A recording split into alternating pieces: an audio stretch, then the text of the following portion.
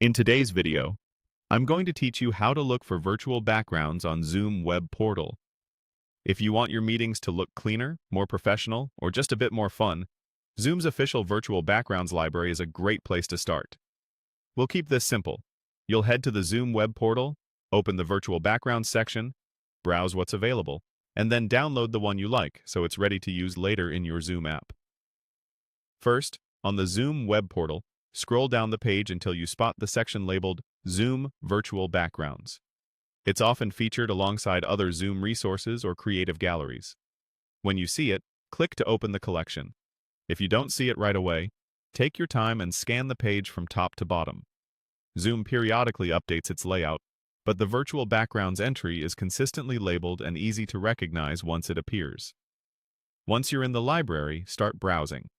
You'll find a variety of categories, from calm home offices to modern workspaces, nature scenes, and abstract designs.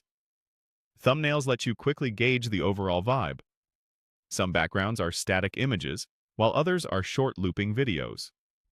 Hovering over or opening a background usually shows a larger preview, which helps you judge whether the lighting, color palette, and style will suit your setup.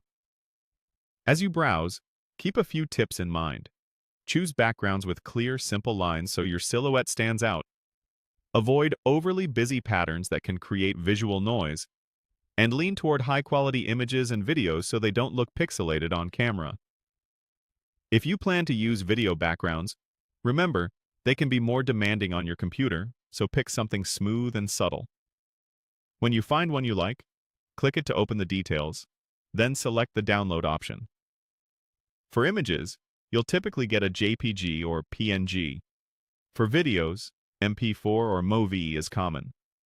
Your browser will save the file to your default Downloads folder unless you choose another location. It's a good idea to rename the file to something descriptive and store it in a dedicated folder for easy access later. If you chose a video background, keep an eye on file size and length so it plays smoothly and loops cleanly.